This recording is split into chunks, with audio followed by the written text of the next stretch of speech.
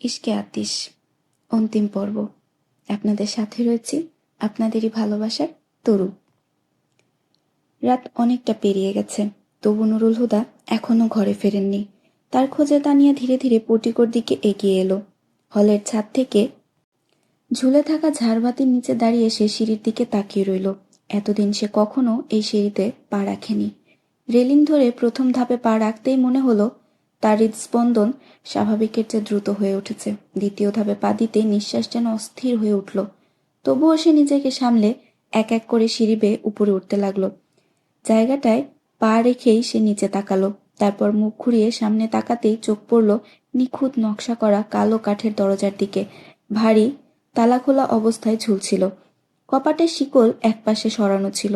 তানিয়া 2 হাত দিয়ে দরজায় ঠেলা দিল, আর সেটি যেন নিচ থেকেই খুলে যেতে লাগলো। মুহূর্তেই যেন এক জাদুময়তার দরজা খুলে গেল তার সামনে। এক ঠান্ডা বাতাস এসে তার দেহ ছুঁয়ে গেল। সে শ্বাস আটকে রাখলো। তারপর এক পা এগিয়ে ভেতরে প্রবেশ করলো। বিছানায় শায়িত ছিলেন নুরুল হুদা। তানিয়াকে দেখে চমকে উঠলেন, কিন্তু তানিয়া যেন তার উপস্থিতি খেয়ালই করল না। রুমের আবছা আলোর মধ্যে সে চোখ বুলিয়ে চারপাশ পর্যবেক্ষণ করতে লাগলো। 27 বছর কেটে গেলেও এখানে কিছুই বদলায়নি। ঘরের সবকিছু পর্যবেক্ষণ করতে করতে সে নুরুল হুদার পাশে এসে দাঁড়ালো। বিছানায় বসে তার দৃষ্টি চলে গেল পায়ের দিকে ছোট্ট সোফার উপর, যেখানে কয়েকটি বাঁধানো ছবি রাখা ছিল। পাশে থাকা টেবিলে স্তূপ করে রাখা ছিল অলংকার। তার পাশেই তোলা অবস্থায় রাখা ছিল এক নববধূর পোশাক। এক ঝলক তাকিয়েই সে দৃষ্টি ফিরিয়ে নিল। নুরুল হুদা নিবিষ্ট দৃষ্টিতে তার দিকে তাকিয়েছিলেন। তানিয়া গভীর শ্বাস নিয়ে বলল, এই বাতাসে এক অদ্ভুত সুগন্ধ আছে। হয়তো এটি মালিহা ফারুকী সুগন্ধি। আপনাকে এই সুগন্ধিগুলোই এই রুমে টেনে নিয়ে আসে, তাই না? তার কথা শুনে নুরুল হুদা চমকে বললেন, তুমি মরিয়মের কথাগুলোর এত গুরুত্ব দিচ্ছ কেন? সে তো এমনিতেই এভাবে বলে। আমি সব জানি বাবা। তানিয়া মৃদু হাসল। তারপর সেই হাসি মিলিয়ে গেল তার হাতের আঙুল একটার সাথে আরেকটা পেঁচাতে লাগলো। সেটাও যা সায়ান জানে না। নুরুল হুদা এবার থমকে গেলেন। তোমাকে এসব কে বলল? তাতে কি যায় আসে? সে হাসল, কিন্তু সেই হাসির ভেতর এক ব্যথার ছায়া লুকিয়েছিল। নুরুল হুদা গভীর চিন্তার দৃষ্টিতে তাকিয়ে থাকলেন তার দিকে। তারপর নরম স্বরে বললেন, তুমি কি সায়ানকে গ্রহণ করতে পারবে? তানিয়া এক মুহূর্ত থেমে বলল, দাদাজান কি মালিহার সন্তানকে মেনে নেবেন? এই প্রশ্নে নুরুল হুদা চুপ করে গেলেন। যদি দাদাজান তাকে মেনে নেন তাহলে ঠিক আছে, আর যদি না নেন তাহলে তাকে বাদ দিন। আজ সে আমার উপযুক্ত নয় মনে করেছে, কাল হয়তো নিজেকে আমার অযোগ্য ভাববে। একবার যদি তাকে হারাতে হয় তাহলে কেন তাকে এমন সত্য বলবো যা শুনে সে নিজেই নিজের কাছে ছোট মনে করবে? তার গলা ধরে এলো। সে আর নিজেকে সামলাতে পারল না। এগিয়ে গিয়ে নুরুল হুদার বাহুতে মাথা রেখে ফুপিয়ে কাঁদতে লাগলো। নুরুল হুদা তাকে থামানোর চেষ্টা করলো না, বরং আলতো করে হাত রেখে শান্ত করতে লাগলেন। অনেকক্ষণ পর ক্লান্ত হয়ে তানিয়া মাথা তুলল। তারপর নিজের চোখের পানি মুছতে লাগলো। নুরুল হুদা শুধু একবার মৃদু হেসে উঠলেন। তারপর তানিয়ার গালে হাত রেখে বললেন, তোমার বাবার উপর এতটুকু বিশ্বাসও নেই? আমি তোমাকে কখনো কিছু হারাতে দেব না। তিনি মাথায় হাত রেখে আশ্বাস দিচ্ছিলেন, কিন্তু তানিয়া ধীর স্বরে বলল, আমি আমার জন্য কাঁদছি না বাবা, আমি তো আপনার জন্য কাঁদছিলাম। আমি ভালোবাসার বিচ্ছেদের ভয়ে মাত্র 3 বছর 3 যুগের সমান করে কাটিয়েছি। আর আপনি আপনি কিভাবে 27টা বছর কাটালেন সেই ভালোবাসা হারিয়ে? ভালোবাসা তো মানুষকে গড়ে তোলে, তাই না? তবে এ কেমন ভালোবাসা যে আপনি মালিহা আন্টিকে, ওয়াস্তান আঙ্কেল এবং দাদা যান, আপনারা 4 জন একে অপরের প্রতি নিবিড় ভালোবাসার পরও শেষ পর্যন্ত সব ধ্বংস হয়ে গেল। নুরুল হুদা চোয়াল শক্ত করে সামনে তাকিয়ে রইলেন। তানিয়া একটু থেমে বলল, যাক, যা ঘটেছে তা হয়তো ভালো ছিল না, কিন্তু সেটাকে বদলানোও সম্ভব নয়। কিন্তু আপনি এখনো দাদাজানের প্রতি রাগ পুষে রেখেছেন কেন? তিনি কি কখনো চেয়েছিলেন যে তার মেয়ে মারা যাক? যে ভুলগুলো তিনি করেছেন তা অনিচ্ছাকৃত ছিল। সময়টাই হয়তো প্রতিকূল ছিল না, নইলে এত নিরাপত্তার দেয়ালের মাঝেও কেউ কিভাবে নদীর স্রোতে ভেসে যেতে পারে? দাদাজান তার ভুল বুঝতে পেরেছেন, অনুশোচনাও করেছেন। তবুও আপনি মনে করেন যে তাকে শাস্তি দেওয়া উচিত। তবে নিশ্চিত থাকুন, তিনি শাস্তি পেয়ে গেছেন। তার মেয়ে নেই আজ 27 বছর ধরে। এক বাবার জন্য এর চেয়ে বড় শাস্তি আর কি হতে পারে? নুরুল হুদা অসহায় গলায় বললেন, আমি জানি যে তিনি কষ্ট পেয়েছেন, কিন্তু যখনই মালিহার অভাব অনুভব করি তখন তার যন্ত্রণা আমার কাছে তুচ্ছ মনে হয়। তানিয়া গভীরভাবে তাকিয়ে বলল, ক্ষতির মাপকাঠি একটাই বাবা, কম বেশি হিসাব সেখানে নেই। ব্যথার কোনো নির্দিষ্ট পরিমাণ নেই, শুধু অনুভূতি থাকে। আর দাদা যেন মালিহার অভাব অনুভব করেন, তাই তো তিনি আজও অনুশোচনা করেন। নুরুল হুদা তিক্ত স্বরে বললেন, এখন অনুশোচনা করে কি হবে, যখন মালিহা আর নেই? তানিয়া ধীরে স্বরে বলল, সাবধান বাবা, এমন যেন না হয় যে আপনি যখন অনুশোচনা করবেন তখন দাদা যেন আর থাকবে না। এই কথাটি যেন নুরুল হুদাকে তীব্র ঝাঁকুনি দিল। ভয়ে তার চোখে এক আতঙ্ক ফুটে উঠল। তার বয়স এখন ৭৭। তার মেয়ের সঙ্গে দেখা হওয়ার আকাঙ্ক্ষা এবং আপনার রাগ শেষ হওয়ার অপেক্ষা ওনাকে আর কতদিন জীবিত রাখবে বাবা? ১ বছর, ২ বছর, ৪ বছর? সময় দ্রুত বয়ে যাচ্ছে বাবা, কোথাও যেতে যেন দেরি না হয়ে যায়। তানিয়া কথাগুলো বিদ্ধ করে দিয়ে সে চলে গেল। কিন্তু নুরুল হুদার ভেতরে যেন ঝড় উঠল। নুরুল হুদা ছিলেন এমন একজন মানুষ যার হৃদয় ভরা ছিল নিবিড় ভালোবাসায়, কিন্তু জীবন যেন তাকে ভালোবাসার প্রতিদান দেয়নি, বরং একের পর এক সম্পর্ক হারানোর বেদনা উপহার দিয়েছে। ছোটবেলাতেই তিনি বাবা মাকে হারান। বয়স বাড়ার সঙ্গে সঙ্গে তিনি বুঝতে শিখলেন। তখন সমগ্র স্নেহ মমতার কেন্দ্র হয়ে উঠলেন বাবাজান, মা ও মালিহা। তাদের ঘিরে গড়ে তুললেন জীবনের ভালোবাসার আস্তানা। কিন্তু নিষ্ঠুর ভাগ্য আবারও সবকিছু শূন্য করে দিল। ফারিয়ালকেও তিনি হারালেন। সেই শূন্যতার গভীরে ডুবেছিলেন তিনি। ঠিক তখনই ২৭ বছর বয়সে মালিহাকে দেখে যেন নতুন করে আলো খুঁজে পেলেন। অবচেতন মন মুহূর্তে মোহিত হয়ে গেল। মালিহা তখন কেবল সাধারণ একজন মানুষ ছিল না, বরং তার কাছে হয়ে উঠেছিল বিশেষ, একেবারেই অনন্য। কিন্তু সেই আনন্দও ছিল ক্ষণস্থায়ী, অস্থায়ী এক স্বপ্নের মতো। তারপর বাকি রইলেন শুধু বাবাজান। তার কাছে বাবাজান ছিলেন এক অমূল্য ধন, এমন এক আশ্রয় যার মূল্য ভাষায় প্রকাশ করা অসম্ভব। কিন্তু মালিহার মৃত্যুর পর সবকিছু ভিন্ন হয়ে গেল। শোক ও বেদনায় দগ্ধ হয়ে তার অন্তরে প্রতিশোধের আগুন জ্বলে উঠল। সে আগুনে অকারণেই দোষারোপের শিকার হলেন বাবাজান। তিনি বাবাজানকে দূরে সরিয়ে দিলেন, চিরতরে দূরে সরে গেলেন তার ছায়া থেকে। তবু ভালোবাসা তো মুছে ফেলা যায় না, সেটি নিভে যায়নি কখনো, বরং অন্তরের গভীরে নিঃশব্দে প্রতিনিয়ত মাথাচাড়া দিয়ে উঠেছে। কিন্তু মালিহাকে হারানোর যন্ত্রণা এতটাই প্রবল, এতটাই দহনময় ছিল যে তার সকল অনুভূতিকে গ্রাস করে নিয়েছিল। আজ হঠাৎ তানিয়ার কথাগুলো সেই দীর্ঘদিনের দুঃখের দেওয়াল ভেঙে দিল। হৃদয়ের অন্ধকারে আলো জ্বেলে দিল বাবাজানের স্মৃতি। ছোটবেলায় বাবা মাকে হারানোর পর বাবাজানই তো তার একমাত্র আশ্রয় হয়েছিলেন। বাবাজানই এসে সে অভাব পূরণ করেছিলেন। অথচ যখন বাবাজান নিজের প্রিয় কন্যাকে হারালেন, তখন নুরুল হুদা একবারও তার যন্ত্রণার দিকে ফিরে তাকাননি। এখন যখন নতুন করে ভাবলেন, তখন তার হৃদয় ভরে উঠল তীব্র অনুশোচনায়। হঠাৎ যেন উপলব্ধি করলেন, মানুষ কত কিছুই দেরিতে বুঝতে শেখে, কারণ সে মনে করে সময় এখনো হাতে আছে। অথচ মালিহার মৃত্যু কি তাকে শেখায়নি যে সময়ের ঘড়ি উল্টো দিকেও চলতে শুরু করতে পারে যে কোনো মুহূর্তে? তানিয়ার বলা শেষ কথাটি যেন তার মনে বারবার প্রতিধ্বনিত হচ্ছিল। তিনি নিজের ঘাড়মাক্ত কপাল মুছলেন, তারপর দৃঢ় সংকল্প নিয়ে উঠে দাঁড়ালেন। আজ ওয়াজদানকে দেখে কর্নেল আজহার ফারুকীর পুরনো ক্ষত আবার সতেজ হয়ে উঠল।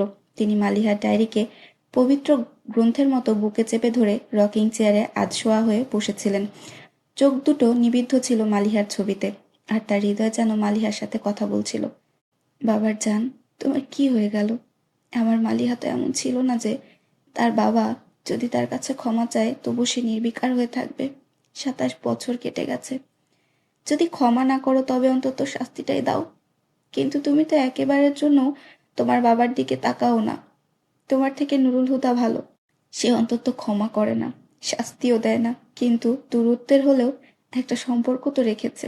আর মা, এখন তো মনে হচ্ছে হৃদয়ের ভার আর বহন করা সম্ভব নয়।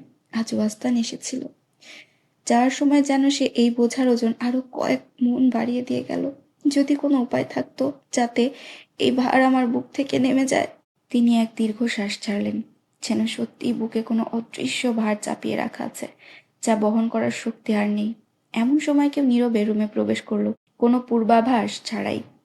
আগুনের হলুদ আলোয় তিনি আধো অন্ধকারে এক অবয়ব দেখতে পেলেন। একটু ভালো করে তাকাতেই সে অবয়বে স্পষ্ট হয়ে উঠল নুরুল হুদা। আজহার ফারুকী বিস্ময়ে হতবাক হয়ে গেলেন। সে কেন এলো এই সময়? সোনালি ফ্রেমের চশমা খুলে তিনি চোখের কোণে জমে থাকা অশ্রু মুছলেন।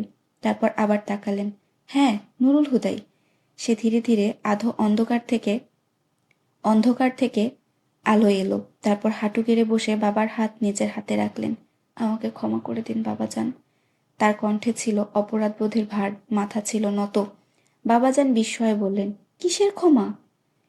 এই অপরাধের জন্য যে আমি আপনার প্রকৃত সন্তান হতে পারিনি, যে আপনি সারা জীবন আমার সুখের জন্য দোয়া করেছেন, অথচ আমি আমার জীবনের অর্ধেক সময় আপনাকে কষ্ট দেওয়াতেই কাটিয়েছি, যে আমি জানতাম আপনাকে দোষ দেওয়ার অধিকার কেবল মালিহা আর ওয়াস্তানের ছিল, তবুও আমি 27 বছর ধরে আপনাকে অপরাধী ভেবেছি। তার কণ্ঠ আটকে আসছিল, বাক্যগুলো থেমে থেমে আসছিল। আজহার ফারুকী ধীরে ধীরে তার হাত ছাড়িয়ে নিলেন। নুরুল হুদা মাথা তুলে তাকালেন। বাবাজানের চোখ ভেসে যাচ্ছিল অশ্রু জলে। তারপর খুব আস্তে, খুব মমতায় তিনি নুরুল হুদার চেহারা 2 হাতে তুলে নিলেন। তারপর ঝুঁকে তার কপালে চুম্বন করলেন। 27 বছরের দূরত্ব ও অভিমান যেন এক মুহূর্তে বিলীন হয়ে গেল। তার কণ্ঠ স্নেহে পূর্ণ ছিল। কে বলে তুমি আমার ছেলে হয়ে ওঠোনি? তুমি তো আমারই সন্তান, শুধু একটু অভিমানী ছিলে। কিন্তু বলো তো, একজন ছেলে যদি বাবার উপর রাগ করে, তবে কি সে আর তার সন্তান থাকে না? তিনি এবার তার চুল স্নেহে এলোমেলো করে দিলেন। তুমি আমার সাথে কোনো অন্যায় করনি নুরুল হুদা। তোমার অভিমান, তোমার রাগ সবই ন্যায্য। হ্যাঁ, মনে কষ্ট পেয়েছি ঠিকই, কিন্তু আমি তো নিজেও বহুবার মালিহার মন ভেঙেছি। হয়তো এভাবেই আমি তার প্রতি আমার অপরাধের প্রায়শ্চিত্ত করেছি। নুরুল হুদা তীব্র বেদনায় বাবার হাত দুটো চেপে ধরলেন। কেন কষ্ট দিতেন তাকে? জানতেন তো সে কতটা কষ্ট পেত। একবার সে আমাকেও বলেছিল আপনাকে জিজ্ঞেস করতে, কেন আপনি তাকে অবহেলা করেন? আজ আমি মালিহার সেই প্রশ্নের উত্তর চাই বাবা। নুরুল হুদা মালিহার কথাটি হঠাৎই মনে করে ফেললেন, তাই পেরেশানিতে জিজ্ঞেস করে বসলেন। বাবাজান স্তব্ধ হয়ে গেলেন। এই প্রশ্ন যে মালিহার, তা শুনে যেন শোক আবার তাকে গ্রাস করল। অতীতের গহ্বরে ডুবে গিয়ে বললেন, আমি ছিলাম এক ভীতু মানুষ নুরুল হুদা। মৃত্যু আমার কাছ থেকে কেড়ে নিয়েছিল আমার প্রতিটি প্রিয়জনকে। একজন মানুষ পৃথিবীতে আসার পর প্রথম যাকে ভালোবাসে, সে তার মা। আমি মাত্র 10 বছর বয়সে মাকে হারিয়েছিলাম। আজ 77 বছর বয়সেও আমি মায়ের স্নেহের সে উষ্ণতা অনুভব করতে পারি। তারপর বাবা চলে গেলেন, যদিও তার বয়স হয়েছিল। নিজেকে বোঝালাম, কিন্তু আমার বড় ভাই মাত্র 28 বছর বয়সে এক সড়ক দুর্ঘটনায় বিদায় নিলেন। সে তো মরার জন্য তৈরি ছিল না, তবুও চলে গেল। আমি যখনই তোমার সুখ দেখতাম, তখনই ভাইয়ের মৃত্যু যেন আমার হৃদয়ে নতুন করে বাজত। সে তোমার ভবিষ্যতের জন্য কত স্বপ্ন দেখেছিল, একে একে সব স্বপ্ন সত্যি হলো, কিন্তু সে দেখতে পারল না। এটা আমার জন্য এক ভয়ানক আঘাত ছিল নুরুল হুদা। আমি যদি ফারিয়ালকে পাশে না পেতাম, তবে এই শোক কখনোই সামলে উঠতে পারতাম না। ফারিয়াল ছিল এক আদর্শ স্ত্রী, বুঝদার, সহানুভূতিশীল, ভালোবাসায় পূর্ণ। আমি তার সঙ্গে জীবন কাটাতে চেয়েছিলাম, কিন্তু ভাগ্য আমাদের মাত্র 18 বছরের সঙ্গ দিয়েছিল। কোনো মানুষ যখন এমন একজন নারীকে ভালোবাসে, যে শুধু তার স্ত্রী নয়, তার সন্তানের মাও, আর মৃত্যু যদি তাকে ছিনিয়ে নেয়, তখন কেমন লাগে জানো? তার নিঃশ্বাস ভারী হয়ে উঠছিল। নুরুল হুদা চুপ করে চোখ নামিয়ে নিলেন। বাবাজান মাথা পিছনে ঠেকিয়ে দিলেন। চেয়ে রইলেন মালিহার ছবির দিকে। মালিহা ফারিয়ালের দেওয়া সবচেয়ে সুন্দর উপহার ছিল। আমি সব হারিয়ে ফেলেছিলাম, কিন্তু তাকে আর হারানোর মতো সাহস আমার মধ্যে ছিল না। তার মধ্যে আমার প্রাণ ছিল। তুমিও তো এখন বাবা নুরুল হুদা। জানো তো সন্তান কি? সন্তান থেকে এক মুহূর্তের বিচ্ছেদ অসহ্য হয়ে ওঠে, আর চিরবিদায়ের কথা কল্পনাও করা যায় না। কিন্তু সেই ভয় আমার মনের গভীরে বদ্ধমূল হয়ে গিয়েছিল। আমি যাকে ভালোবেসেছি তাকেই হারিয়েছি, কিন্তু মালিহার বিচ্ছেদ সইবার শক্তি আমার ছিল না। তাই আমি নিজেকে বোঝালাম আমি তাকে ভালোবাসবো না। কিন্তু হৃদয়, সে তো বারবার তার দিকে ছুটে যেত। আমি ভয় পেতাম, যদি আমার নজর তার ক্ষতি করে ফেলে, যদি আমার নজর তাকে ক্ষতি করে না ফেলে। তাই আমি ইচ্ছে করেই ওর কাছ থেকে নিজেকে সরিয়ে রাখতাম। কিন্তু সে নিজেই আমার কাছে চলে আসতো, আমার পায়ের কাছে বসতো, হাঁটুর উপর হাত রেখে যখন বাবাজান বলে ডাকতো, তখন আমার ভেতরে জীবন সঞ্চারিত হতো। আমি যে আত্মগোপনের খোলস পড়েছিলাম তা আস্তে আস্তে খুলে আসতো। কিন্তু সেই খোলস যদি ভেঙে যায়, এই ভয়ে আমি মালিহাকে আবার দূরে সরিয়ে দিতাম। এটা সহজ ছিল না নুরুল হুদা। মালিহা আমার মেয়ে, তার প্রতি আমার ভালোবাসা ছিল, তার হাসির প্রতি, তার উচ্ছ্বাসের প্রতি। কিন্তু ভয় পেতাম, যদি নজর লেগে যায়। তাই আমি তার আনন্দকেও নিজের থেকে দূরে সরিয়ে দিলাম। তার হাসি খুশি মুখ নাই বা দেখলাম, কিন্তু সে সুখে আছে, এটাই তো আমার জন্য যথেষ্ট। নুরুল হুদা হতবাক হয়ে বাবার দিকে তাকালেন। আপনার এই অমূলক ভয় আপনাকে এতটাই আচ্ছন্ন করেছিল যে আপনি শুধু নিজেকেই তার সুখ থেকে বঞ্চিত করলেন না, বরং তাকেও সুখ থেকে বঞ্চিত করে দিলেন। নুরুল হুদার কণ্ঠে বিস্ময় আর অভিযোগের মিশেল শুনে বাবাজান দীর্ঘশ্বাস ফেললেন। মালিহা ছিল অবিকল তার মায়ের মতো, তবে একটা পার্থক্য ছিল। ফারিয়াল ছিল প্রাণবন্ত আর মালিহা ছিল নীরব। তার সেই নীরবতা আমাকে সিদ্ধান্ত নিতে অভ্যস্ত করেছিল। মালিহা জানতো না, কিন্তু তুমি তো জানো যে তোমাদের বিয়ের সিদ্ধান্ত আমি অনেক আগেই নিয়ে রেখেছিলাম। কিন্তু যখন মালিহা প্রথমবার ওয়াজদানের কথা বলে, তখন আমার রাগ উঠল চূড়ান্তে। রাগের বশে আমি না জানি কত কি বলে ফেললাম, কিন্তু যখন ওর মুখে বিষণ্ণতা দেখলাম তখনই বুঝলাম এমনটা করা ঠিক হয়নি। সেই প্রথমবার জীবনে আমি নিজের সিদ্ধান্ত বদলানোর কথা ভাবলাম। সেদিন আমি অধীর আগ্রহে অপেক্ষা করছিলাম মালিহা যে কোনো মুহূর্তে ওয়াজদানকে নিয়ে আসবে, কিন্তু যখন সে ফিরে এলো তখন সে একা ছিল। আমি যখন দেখলাম সে চুপচাপ তোমার হাতে আংটি পরে নিল, তখন নিশ্চিত হয়ে গেলাম ওয়াজদান হয়তো বিয়ের প্রতিশ্রুতি দিয়েও মুখ ফিরিয়ে নিয়েছে।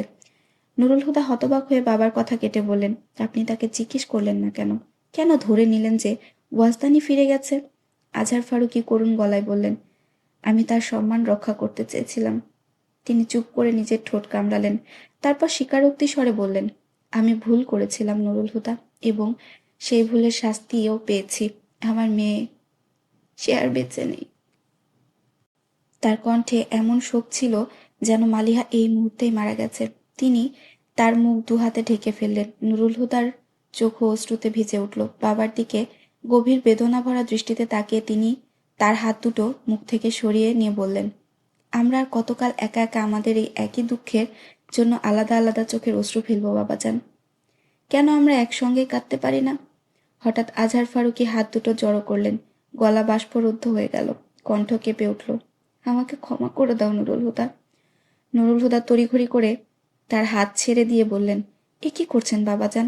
আমি তো আগেই বলেছি এই অধিকার আমার নেই। না, আছে নুরুল হুদা। আমি সেই মেয়েকে মেরে ফেলেছি যাকে তুমি ভালোবাসতে। আমার হাতেই তোমার হৃদয়ের দুনিয়া ধ্বংস হয়েছে। আমি তোমার অপরাধী, আর আমি আমার অপরাধ স্বীকার করি। যেন স্বীকারোক্তির পর বিচার ও শাস্তির অপেক্ষা অসহনীয় হয়ে ওঠে। এই দীর্ঘ নীরবতা আমাকে পুড়িয়ে ফেলেছে নুরুল হুদা। একটু শান্তি দাও দয়া করে।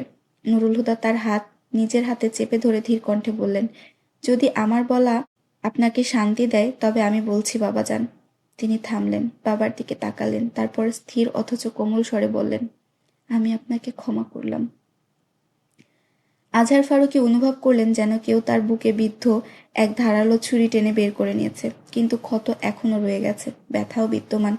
তিনি চেয়ারটির পেছনে মাথা ঠেকিয়ে চোখ বন্ধ করলেন এবং এক গভীর প্রশান্তির নিঃশ্বাস ফেললেন।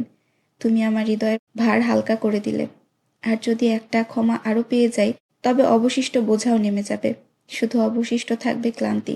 তারপর তিনি চোখ খুললেন, দৃষ্টির সম্মুখে ছাদকে নিবদ্ধ করে বললেন, কি ভালোই না হতো যদি সময় ফিরে আসতো, যদি তোমার জায়গায় আজ মালিহা আমার সামনে বসে থাকতো, আর আমি শুনতাম তার কণ্ঠ যখন সে ওয়াজদানের জন্য আমার অনুমতি চাইতো। আমি এবার আর না করতাম না। তার কণ্ঠে এক অসীম অতৃপ্তি, এক অপূর্ণতার আক্ষেপ জড়িয়েছিল। নুরুল হুদা ব্যথিত স্বরে ফিসফিস করে বললেন, সময় ফিরে এসেছে বাবাজান, কিন্তু মালিহার স্থলে এসেছে তানিয়া, এবং আজও সেই সিদ্ধান্ত আপনার হাতে। এবার আর প্রত্যাখ্যান করবেন না। নুরুল হুদার কণ্ঠ ভারী হয়ে গেল, আবেগে তার গলা ধরে এলো। বাবাজান অস্থির হয়ে উঠলেন। স্বীকার করা খুব কঠিন, অনুগ্রহ করে বাবাজান। ইতিহাস নিজেকে পুনরাবৃত্ত করেছে। যা একবার ঘটেছিল তাকে আবার ঘটতে দেবেন না। আমার মেয়ের কিছু হতে দেবেন না। 27 বছর আগে আমার হৃদয়ে যে ক্ষত হয়েছিল তা আজও রক্তাক্ত।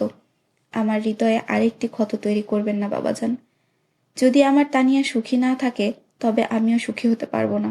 অনুগ্রহ করে বাবাজান তানিয়ার জন্য সায়ানকে গ্রহণ করুন।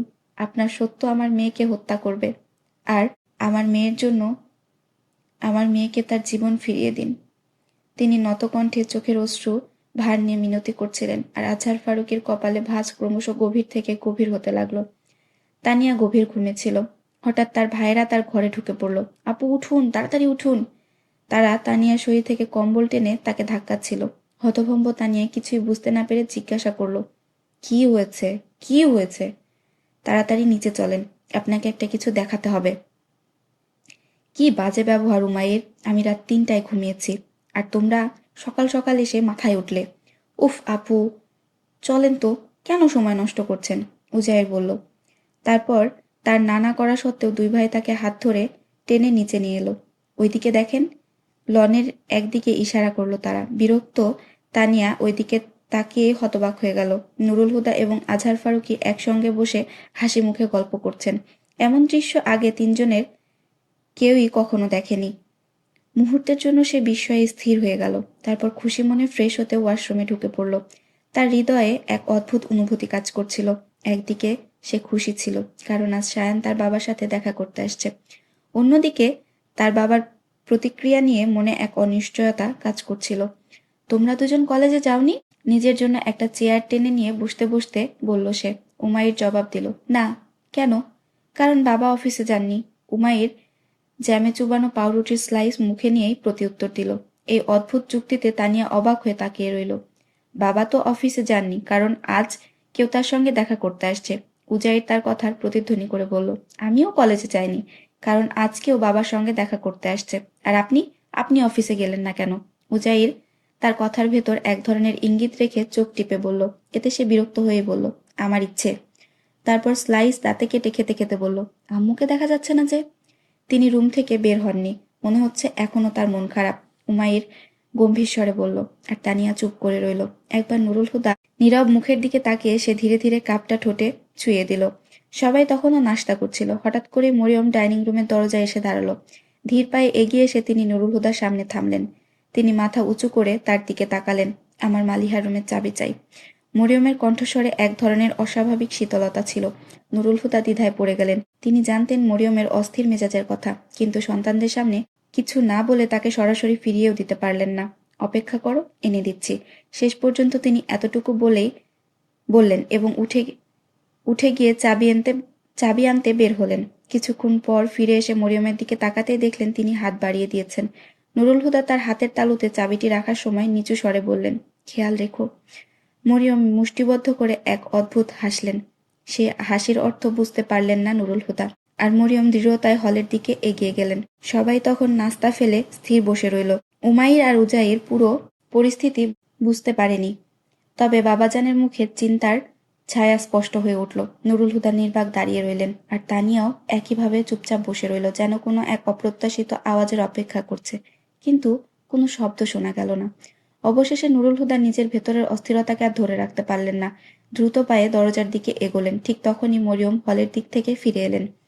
দুজন একে অপরের সামনে এসে থেমে গেল। মরিয়মের হাতে কয়েকটি ছবি বাঁধানো ফ্রেম ছিল। একটি হাতে ধরে রাখলেন, আর অন্য হাতে চাবিটা বাড়িয়ে দিলেন নুরুল হুদার দিকে। তোমার আমানত।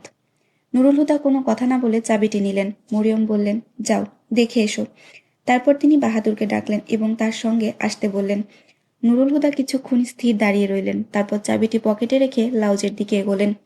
বাহাদুর তার নির্দেশে দেয়াল থেকে বেশ কিছু ছবি নামিয়ে ফেলছিলেন। এরপর মরিয়ম ছবিগুলো এনে সেখানে টাঙিয়ে দিলেন। এই ছবিগুলো কোথায় লাগাবো বেগম সাহেবা? বাহাদুর ছবি টাঙিয়ে দিয়ে স্টুল থেকে নেমে এসে সোফার উপর রাখা ছবিগুলোর দিকে ইশারা করে জিজ্ঞেস করল, এখন আপাতত এভাবেই রেখে দাও। কিছুক্ষণ পর মালিহার স্বামী ও ছেলে আসবে। তারা চলে গেলে ঠিক করব কোথায় এগুলো রাখতে হবে। জি বেগম সাহেবা। সে নুরুল হুদার দিকে এক ঝলক তাকিয়ে দ্রুত সরে গেল। নুরুল হুদা ধীর পায়ে এগিয়ে এসে মরিয়মের পাশে দাঁড়ালেন। তার উপস্থিতি টের পেয়ে মরিয়ম পেছন ফিরে তাকালেন। নুরুল হুদা দেওয়ালে ঝোলানো ছবির দিকে তাকিয়েছিল। তারপর প্রশ্ন করলেন, এসব কি? মরিয়ম তার কথায় বিষাদময় হাসি হেসে বললেন, যখন তোমার হৃদয় থেকে মালিহার ছবি মুছতে পারিনি, তখন দেওয়াল থেকে সরিয়ে কি লাভ? নুরুল হুদা গভীর দৃষ্টিতে তাকে দেখলেন। তারপর ধীরে তার কাঁধে হাত রেখে কোমল কণ্ঠে ডাকলেন, মরিয়ম। তিনি দ্রুত হাত তুলে বাধা দিলেন, আর কিছু বলো না নুরুল হুদা। আমার সারা জীবনের সাধনা বৃথা গেল। নুরুল হুদা দেখলেন তার মুখে দুঃখের ছায়া লুকোচুরি খেলছে। এক মুহূর্ত ইতস্থিত করে তিনি দুহাত বাড়িয়ে তাকে কাছে টেনে নিলেন। আমি তোমাকে খুব ভালোবাসি মরিয়ম, বিশ্বাস করো। তিনি ফিসফিস করে বললেন। মরিয়ম নিঃশব্দে চোখ বন্ধ করে তার মুখে মাথা রাখলেন। সাহেব। বাহাদুর যেন জাদুর বাতির প্রদীপ থেকে বেরিয়ে এলো। নুরুল হুদা ধীরে মরিয়মের কাঁধ থেকে হাত সরিয়ে বললেন, হ্যাঁ বলো। ওয়াজদান সাহেব এসে গেছেন। ঠিক আছে, তুমি বাবাজানকে জানিয়ে দাও। তিনি তড়িঘড়ি করে বাহাদুরকে নির্দেশ দিলেন এবং অতিথিকে স্বাগত জানাতে এগিয়ে গেলেন। আর কয়েক কদম এগিয়ে গিয়ে খেয়াল করলেন মরিয়ম তার সঙ্গে আসেননি। তিনি থেমে পেছন ফিরে তাকালেন এবং দৃঢ় কণ্ঠে বললেন, আজ তুমি মালিহার ছেলের চেহারা দেখতে না চাইলেও কাল কি তানিয়ার স্বামীর চেহারাও দেখতে অস্বীকার করবে? মনে রেখো, এই সিদ্ধান্ত আমার নয়, আমাদের মেয়ের। মরিয়ম এক মুহূর্ত ভাবলেন, তারপর ছোট ছোট পদক্ষেপে এগিয়ে বললেন, চলো। নুরুল হুদার মুখ জুড়ে এক প্রশান্ত প্রাণবন্ত হাসি ছড়িয়ে পড়ল। ধন্যবাদ। মরিয়ম তার হাসি দেখে বিরক্ত হয়ে বললেন, আমি এটা তোমার জন্য করছি না, আমি আমার মেয়ের জন্য করছি। নুরুল হুদা সংযত কণ্ঠে বললেন, আমিও সবকিছু করছি আমার মেয়ের জন্য। এরপর তিনি আর কিছু না বলে দ্রুত পা বাড়ালেন। গাড়ি ইতোমধ্যে বারান্দায় এসে থেমেছে। দরজা খুলে ওয়াজদান নামলেন। তাকে দেখে নুরুল হুদা এগিয়ে গেলেন। আসসালামু আলাইকুম হাদি ভাই। ওয়াজদান করমর্দনের জন্য হাত বাড়ালেন। নুরুল হুদা তার হাত শক্ত করে ধরে বললেন, ওয়ালাইকুম আসসালাম। বুকে জড়িয়ে নিয়ে বললেন, কেমন আছেন? আলহামদুলিল্লাহ, ভালো। আপনি? ওয়াজদান আলাদা হতে হতে বললেন। তারপর তিনি গাড়ির লক করতে থাকা শায়ানের দিকে তাকালেন। কালো প্যান্টের সঙ্গে মেরুন শার্ট পরা সুঠাম দেহের শায়ানকে প্রথম দেখাতে পছন্দ হলো নুরুল হুদার। আসসালামু আলাইকুম হাদি আঙ্কেল। শায়ান এগিয়ে এসে তাকে জড়িয়ে ধরল। নুরুল হুদার সঙ্গে কোলাকুলির সময় তার চোখ চলে গেল দরজার দিকে আসতে থাকা তানিয়ার দিকে। তানিয়াও তাকালো। দুজনের চোখে এক ঝলক আলো খেলে গেল, কিন্তু ঠোঁটের কোণে হাসি এলো না। শায়ান দ্রুত ফিরিয়ে নুরুল হুদার থেকে সরে গেল। ওয়ালাইকুম আসসালাম বাবা। নুরুল হুদার চোখে প্রশংসার দৃষ্টি জলজল করছিল। তিনি মরিয়মের দিকে ইশারা করে ওয়াজদানকে বললেন, ওনার সঙ্গে পরিচিত হও ওয়াজদান, উনি মরিয়ম, আমার স্ত্রী। ওয়াজদান আন্তরিক হাসি দিয়ে বললেন, আপনি কেমন আছেন ভাবি? ভালো আছি। আপনারা ভেতরে আসুন। আর শায়ান বাবা, তুমিও এসো। তারা যখন ভেতরে ঢুকতে লাগলো, তানিয়া এগিয়ে এসে ওয়াজদানকে সালাম করলো। ওয়াজদান এক মুহূর্তের জন্য মাথা নামিয়ে তার কাঁধে ঠেকিয়ে সালামের উত্তর দিলেন। তারপর নুরুল হুদার সঙ্গে লাউজের দিকে এগিয়ে গেলেন। নুরুল হুদা তাদের ড্রয়িং রুমে না নিয়ে সোজা লাউজে নিয়ে গেলেন। বাবাজান কোথায়? উজাইর ও উমাইরের চুপ থাকার ইঙ্গিত উপেক্ষা করে প্রশ্ন করল। তিনি শুনেছেন ওয়াজদান আঙ্কেল এসেছেন, তাই নিজের রুমে চলে গেছেন। এক মুহূর্তের জন্য নীরবতা নেমে এলো। তারপর নুরুল হুদা ওয়াজদানকে উদ্দেশ্য করে বললেন, আপনি বসুন, আমি বাবাজানকে নিয়ে আসছি। তিনি উঠে যেতেই ওয়াজদান তার হাত ধরে বললেন, আপনার অনুমতি থাকলে আমি নিজেই বাবাজানকে নিয়ে আসি। নুরুল হুদা মৃদু হেসে মাথা নাড়লেন। তিনি ওয়াজদানকে নিয়ে বাবাজানের রুমের সামনে এলেন এবং হাতের ইশারায় ভেতরে যেতে বলে ফিরে গেলেন। ওয়াজদান দরজা খুলে ভেতরে প্রবেশ করল, আর তার চোখ সোজা গিয়ে পড়ল মালিহার ছবির ওপর। এক মুহূর্তের জন্য যেন তার দৃষ্টি তার হৃদয়ে হয়ে উঠল। তার অনুভূতিগুলো ঝড়ের মতো বয়ে গেল, কিন্তু তিনি দ্রুত নিজেকে সামলে নিলেন। তারপর রকিং চেয়ারে বসে থাকা বাবাজানের দিকে তাকালেন, যিনি গভীর দৃষ্টিতে তাকিয়েছিলেন তার দিকে। ওয়াজদান ধীর পায়ে সামনে এগিয়ে দাঁড়ালেন। তুমি এখানে কেন এসেছ? আজহার ফারুকী তীব্র কণ্ঠে বললেন। আমার অনুশোচনা বাড়ানোর জন্য? 27 বছর আগে যখন মালিহা আমার সামনে হাতজোড় করে মিনতি করেছিল তোমার সাথে দেখা করার জন্য, তখন কেন আমি তাকে ফিরিয়ে দিয়েছিলাম? নাকি এই দুঃখ বাড়ানোর জন্য? চলে যাও ওয়াজদান, আমি আজও তোমার মুখ দেখতে চাই না। তোমাকে দেখলে আমার ব্যথা বেড়ে যায়। তিনি মুখ ফিরিয়ে নিলেন, আর ওয়াজদান বেদনার্ত কণ্ঠে বললেন, কিন্তু আমার কষ্টের কি হবে বাবাজান? 27 বছর আগে যেমন আপনি আমাকে অস্বীকার করেছিলেন, আজও কি সেই একই সিদ্ধান্ত নেবেন? আপনি জানেন মালিহার শেষ ইচ্ছে কি ছিল? আজহার ফারুকী এক মুহূর্ত তার দিকে তাকালেন, কিন্তু কিছু বললেন না। ওয়াজদান একটু থেমে বললেন, উনি চেয়েছিলেন আপনি আর হাদি ভাই একসঙ্গে থাকি। তার ইচ্ছে ছিল আপনি আমাকে মেনে নেন। মৃত ব্যক্তির শেষ ইচ্ছা তার জীবদ্দশাতে পূরণ করার চেষ্টা করা হয়, কিন্তু এই 27 বছরে আপনি এমনকি হাদি ভাইও তা পূরণ করার চেষ্টা করিনি। আমি অসহায় ছিলাম। মালিহার মৃত্যুর পরের 10 বছর আমার জীবন থেকে যেন হারিয়ে গিয়েছিল। এরপর আমি আপনার কাছে আসতে চেয়েছিলাম, কিন্তু শায়ান আমাকে দুর্বল করে দিয়েছিল। তবে আজ সেই আমাকে সেই শক্তি দিয়েছে যাতে আমি আপনার সামনে আসতে পারি। এখন আমাকে অন্তত গ্রহণ করুন বাবাজান। তিনি অনুনয় ভরা কণ্ঠে বললেন। আর আজহার ফারুকী দীর্ঘশ্বাস ফেলে বললেন, যদি তুমি তার জীবদ্দশায় আমার কাছে আসতে, আমি তোমাকে মেনে নিতাম। তাহলে হয়তো মালিহাও মারা যেত না। কিন্তু এখন কি লাভ? আমার মেয়ে তো আর নেই। তার কণ্ঠ বিষণ্ণতায় ভারী হয়ে এলো। তুমি জানো নিজের সন্তানকে কবরে নামাতে দেখতে কেমন লাগে? আর আল্লাহ তো আমাকে বহু বছর সন্তানহীন রেখেছিলেন। তারপর 7 বছর পর মালিহাকে দিয়েছিলেন, কিন্তু মাত্র 20 বছর বেঁচে থাকলো সে। আর আমি গত 27 বছর ধরে তার শোকে ডুবে আছি। তিনি ভেঙে পড়লেন। তার গলা কেঁপে উঠল। এতদিন যদি আমাকে নিঃসন্তানই রাখতেন তবে বোধহয় আরো ভালো হতো। ওয়াজদান তার পাশে বসে তার হাত নিজের হাতে নিলেন। আল্লাহর সিদ্ধান্তে কোনো ভুল থাকে না বাবাজান। নিশ্চয়ই আপনার জীবনে তাকে এনে আবার নিয়ে নেওয়ার পেছনেও কোনো গভীর উদ্দেশ্য ছিল। আল্লাহর পরিকল্পনা বোঝা যায় না, শুধু গ্রহণ করতে হয়। আমি জানি আপনার দুঃখ সীমাহীন, কিন্তু সময়ও তো অনেক কেটে গেছে। সময়ই সব কষ্টের ঔষধ। আপনি যদি সহ্য করার চেষ্টা করতেন তাহলে হয়তো ব্যথা একটু হলেও কমে যেত। আজহার ফারুকী গভীরভাবে ওয়াজদানের দিকে তাকালেন। তুমি কি সহ্য করার চেষ্টা করনি? তোমার কষ্ট কমেছে? ওয়াজদান দৃষ্টি সরিয়ে নিলেন। সহ্য করার শক্তি বেড়েছে, কিন্তু ব্যথা কমেনি। তারপর কিছুক্ষণ আগে বাবাজানের বলা কথা মনে করে বললেন, আমি এখানে আপনার কষ্ট বাড়াতে আসিনি, বরং সেই কষ্টকে পরাজিত করতে এসেছি যা আপনাকে একদিন আমার কাছ থেকে দূরে সরিয়ে দিয়েছিল। আমি সায়ানকে সঙ্গে এনেছি, সে বাইরে বসে আছে। আপনি আমার একটি অনুরোধ রাখবেন বাবাজান? আজহার ফারুকী চুপ করে তাকিয়ে রইলেন। আমি সায়ানকে সত্যি বলার সাহস পাই না। আপনি তার কাছে যান আর তাকে বলুন মালিহার সঙ্গে তার কোনো সম্পর্ক নেই, বরং এটাও বলুন আমার সঙ্গেও তার কোনো সম্পর্ক নেই। সে তাদের সন্তান যারা অন্ধকার রাতে নিজেদের সন্তানদের পরিত্যাগ করে, আর দিনের আলোতে কোনোদিনই স্বীকার করে না যে ময়লার স্তূপে পড়ে থাকা সেই বিকৃত দেহ তাদের সন্তান ছিল। কিন্তু আগে প্রতিশ্রুতি দিন, এই কথা বলার পর আপনি তাকে ত্যাগ করবেন না, আর তানিয়াকে তার হাতে তুলে দেবেন। আজহার ফারুকী গভীর চিন্তায় নিমজ্জিত হলেন। এরপর সায়ানের প্রতিক্রিয়া কি হবে জানো? ওয়াজদান একটু থেমে বললেন, নিশ্চয়ই রাগ করবে, জিজ্ঞাসা করবে কেন আমি তাকে এভাবে প্রতারিত করলাম, হয়তো লড়াইও করবে আমার সাথে। কিন্তু সে আমাকে ভালোবাসে, তাই শেষ পর্যন্ত মানবে। আজহার ফারুকী দীর্ঘশ্বাস ফেলে বললেন, নুরুল হুদাও তো আমাকে ভালোবাসে, কিন্তু সে এক যুগ আমার প্রতি ক্ষোভ পুষে কাটিয়েছে। যদি সায়ানও না মানে? ওয়াজদান মৃদু হেসে বললেন, তাহলে কি হবে? আল্লাহ যেন আমার বিশ্বাসকে যথেষ্ট সন্দেহের চোখে দেখেন। তিনি বারবার আমাকে পরীক্ষা করে নিশ্চিত হতে চান। আমি এতগুলো পরীক্ষা পেরিয়ে এসেছি, আর একটা হলে কি হবে? বরং ভালোই হবে। মরহুম মাওলানা সাহেব বলতেন, সায়ানের ভাগ্য আমার ভাগ্যের সঙ্গে বাঁধা। যদি সে আলাদা হয়ে যায় তাহলে ভালোই হবে। আমার দুর্ভাগ্য তার ভবিষ্যৎকে ছায়ায় ঢেকে দিয়েছে। গতকাল তিনি বারবার বলছিলেন সায়ান তার জীবনের একমাত্র অর্জন, আর আজ তিনি নিজেই তাকে দূরে পাঠানোর কথা বলছেন। আজহার ফারুকী অবাক হয়ে তাকিয়ে রইলেন সেই ব্যক্তির দিকে যে নিজের সর্বস্ব ত্যাগ করতে প্রস্তুত, শুধু অন্যের কল্যাণের জন্য। তার মনে পড়ল মালিহার ডায়েরিতে লেখা ছিল, ওয়াজদান একদিন মজা করে স্বীকার করেছিল, আমি পাগলও, আমি উন্মাদও।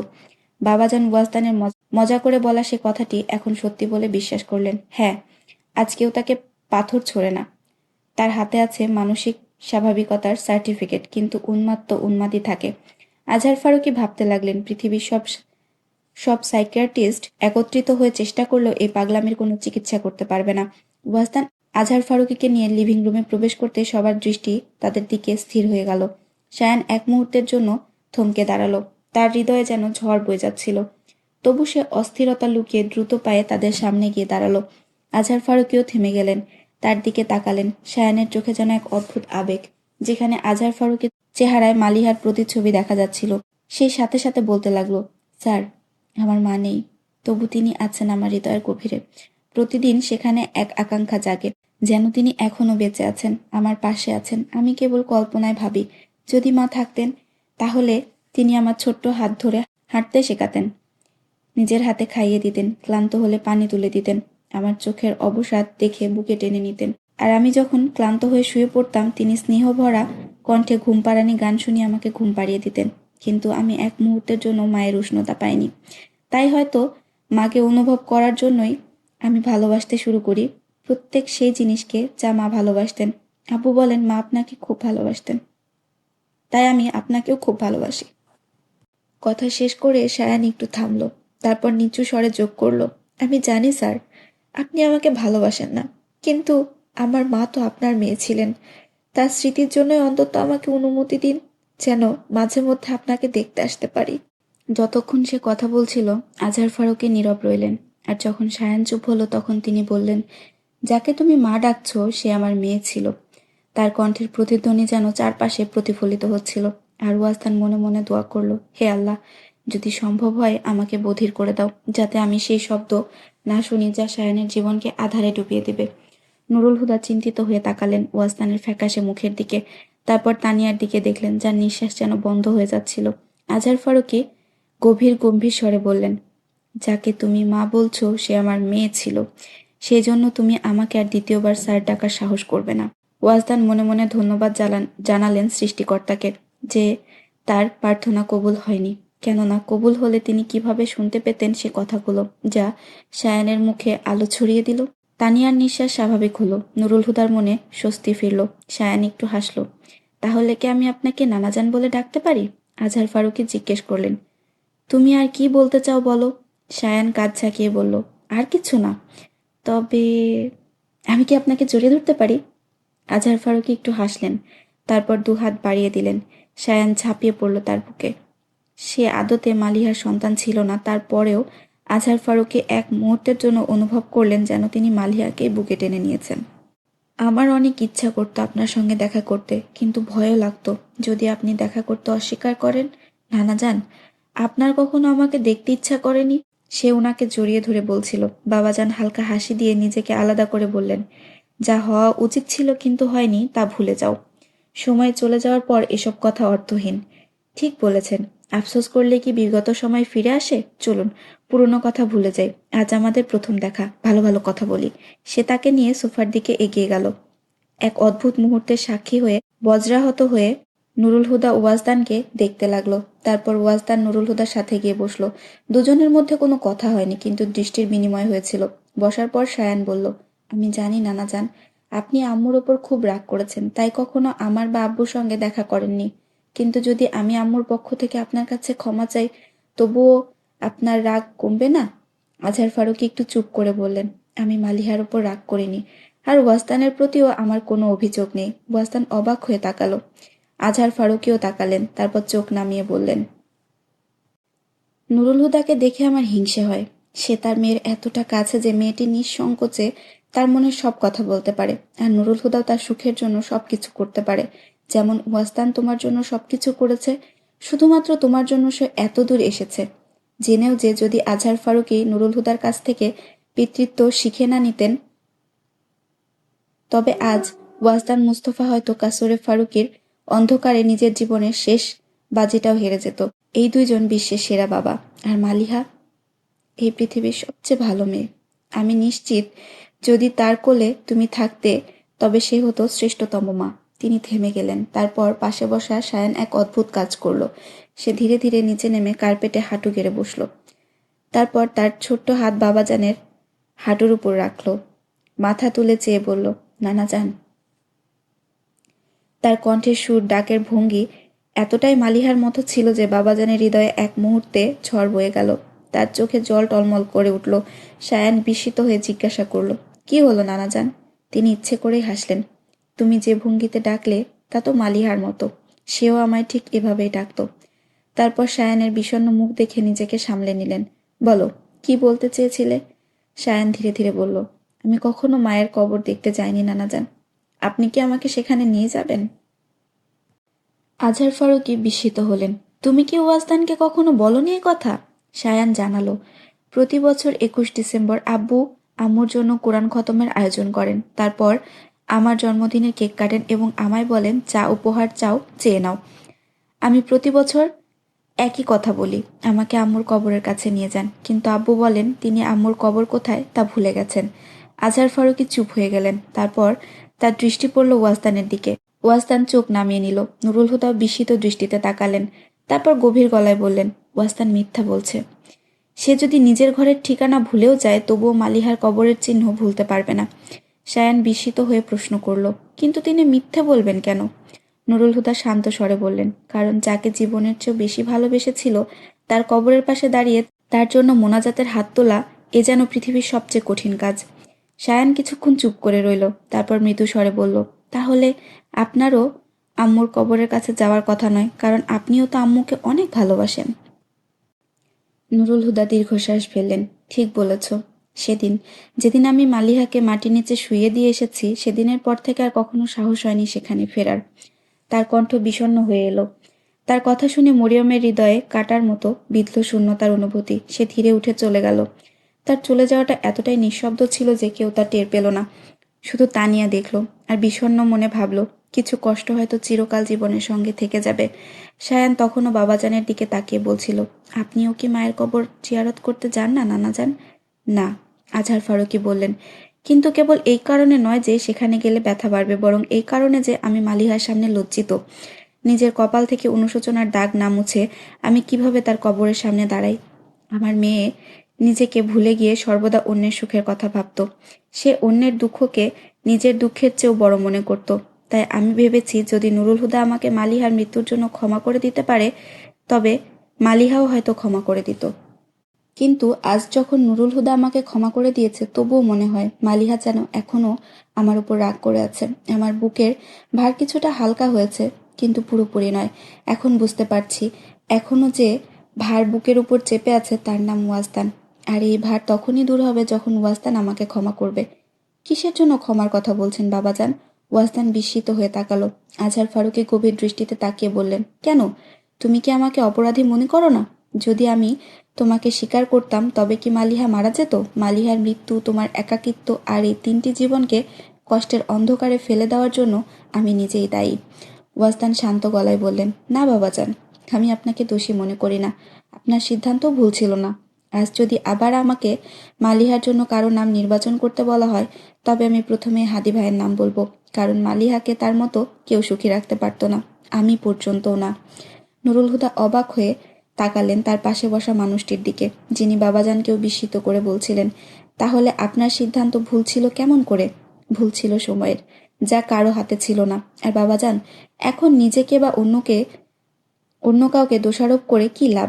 যা হয়েছে তা হয়ে গেছে। হয়তো হওয়া উচিত ছিল না, কিন্তু সৃষ্টিকর্তার বিধান ছিল এটাই। মালিহা যে জীবন পেতে এসেছিল সে তা পূর্ণ করে চলে গেছে। এখন আমরা যতই বলি 20 বছর কম ছিল, কিন্তু এখন আর তা বাড়ানো সম্ভব নয়। আর যেদিন আমি বুঝেছি তার মৃত্যু আমাকে শিখিয়েছে তা তার জীবনও শেখাতে পারত না, সেদিন আমার অভিযোগ মিটে গেছে, শুধু আফসোসটুকু রয়ে গেছে। আর যেদিন সব বুঝে যাব, সেদিন এই আফসোসও চলে যাবে। ওয়াজদানের কথা আজহার ফারুকীকে এক অদ্ভুত ঘোরের মধ্যে ফেলে দিল। তিনি যেন স্বপ্নের মতো অস্পষ্ট গলায় বললেন, 27 বছর ধরে আমি অবাক হয়ে ভেবেছি মালিহা কেন তোমাকে ভালোবেসেছিল। এতটাই ভালোবেসেছিল যে জীবন দিয়ে দিল। কিন্তু আজ আমি সে প্রশ্নের উত্তর পেয়ে গেছি। আজ আমি তোমার মধ্যে দেখতে পাচ্ছি যা মালিহা তখন দেখেছিল। আজ বুঝতে পারছি কেন মালিহার এতটা বিশ্বাস ছিল যে আমি যদি একবার তোমার সঙ্গে দেখা করি, তবে তার ভালোবাসার নির্বাচন মেনে নেব। সে আমার কাছে মিনতি করেছিল, বাবা, ওয়াজদান খুব ভালো একজন মানুষ। আপনি একবার তার সঙ্গে দেখা করলে আপনারও ভালো লাগবে। সে পাগলের মতো তোমাকে খুঁজেছিল, শুধু একবার তোমাকে আমার সামনে নিয়ে আসার জন্য। কিন্তু ওয়াজদান, তুমি তাকে কেন দেখা দিলে না? কেন তার সামনে এলে না?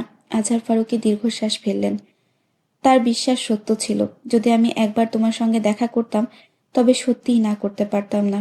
ইস, তুমি যদি তাকে একবার দেখতে, তবে হয়তো হয়তো তিনি থেমে গেলেন, গলায় জমে থাকা কষ্ট সামলে নিলেন। তারপর কঠিন স্বরে বললেন, আজ যদি আবার মালিহার জন্য কারো নাম নির্বাচনের অধিকার আমার হাতে থাকতো, তাহলে আমি সবার আগে তোমার নাম নিতাম।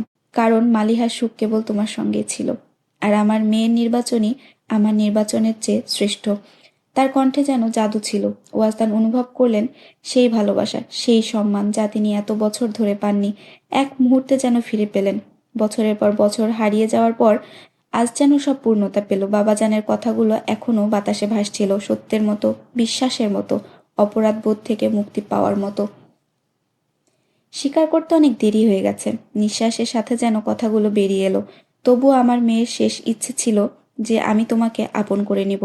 কিন্তু আমি তার জীবদ্দশায় এই ইচ্ছা পূরণ করতে পারিনি। কিন্তু আজ আমি মালিহার সেই ইচ্ছে পূরণ করতে চাই। এ কথা বলে আজহার ফারুকী উঠে দাঁড়ালেন। গম্ভীর মুখে বসে থাকা ওয়াজদানের কাছে গেলেন, তার 2 হাত ধরে সামনে দাঁড় করালেন এবং শক্ত করে তাকে বুকে জড়িয়ে নিলেন। যেই মুহূর্তে তাকে হৃদয়ের কাছাকাছি টেনে নিলেন, এক অদ্ভুত প্রশান্তি যেন তার সমস্ত অন্তর জুড়ে ছড়িয়ে গেল। মন থেকে সব ভার নেমে গেল এবং মনে হলো কোথাও কাছে তার মেয়ে তাকে দেখে মৃদু হাসছে। ইস! অশ্রুসিক্ত চোখে ওয়াজদানকে বুকে চেপে ধরে তার হৃদয়ের প্রতিটি কোণায় একই শব্দ প্রতিধ্বনিত হতে লাগলো। সন্ধ্যা গড়িয়ে যাচ্ছিল। কবরস্থানের নিস্তব্ধ পরিবেশে হালকা বাতাস শুকনো পাতাগুলোকে উড়িয়ে নিয়ে যাচ্ছিল, আর সেই শব্দ যেন নীরবতার মাঝে অদ্ভুত এক ফিসফিস ধ্বনি তুলছিল। মানুষের ছোট্ট একটি কাফেলা এসে থামল এক নির্জন কবরের সামনে।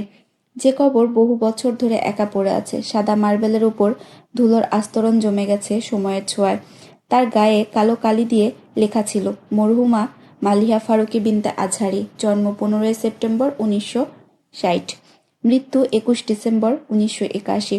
আজহার ফারুকীর নজর যখন কবরের শিলালিপিতে পড়ল, তার পা হঠাৎ টলমল করে উঠল। তবে দুপাশে দাঁড়িয়ে থাকা নুরুল হুদা আর ওয়াজদান দ্রুত তাকে শক্ত করে ধরে ফেললেন। সায়ানের অবস্থাও যেন বিপর্যস্ত হয়ে পড়ল। ধীরে ধীরে সে নিঃশব্দে কবরের পাশে বসে পড়ল, ওয়াজদানের কাছেই। চারপাশ নিস্তব্ধ, কেউ কিছু বলছিল না। সবাই শুধু অনুভব করছিল প্রতিটি হৃদয়ের ভিতর দিয়ে ভয়াবহ ঝড় বয়ে যাচ্ছে। তানিয়া হাত তুলে দোয়া করলো। দোয়া শেষে মুখে হাত বুলিয়ে সামনে তাকাতেই দেখলো আজহার ফারুকীর একপাশে নুরুল হুদা, আরেক পাশে ওয়াজদান দাঁড়িয়ে আছে। তিনজনের হাতই তখন দোয়ায় উঁচু।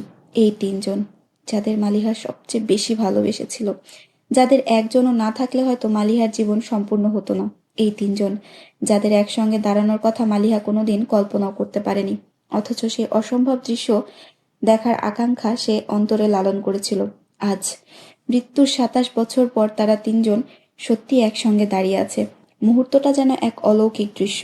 কিন্তু সেই অলৌকিকতা ঘটল ঠিক তখনই যখন এই দৃশ্য দেখার প্রতীক্ষায় থাকা চোখ দুটি অনন্ত নিদ্রায় ঢলে পড়েছে। তানিয়ার ইচ্ছে করল কবরের মাটি সরিয়ে মালিহাকে জাগিয়ে দিতে। তাকে বলতে চাইল, একবার চোখ খুলে দেখুন মালিহা, যে দৃশ্য দেখার আকাঙ্ক্ষায় আপনি পৃথিবী ছেড়েছিলেন, সে দৃশ্য আজ বাস্তবে রূপ নিয়েছে। মাত্র 27 বছর অপেক্ষা ছিল, কেন একটু ধৈর্য ধরলেন না? আপনি অকারণেই চলে গেলেন।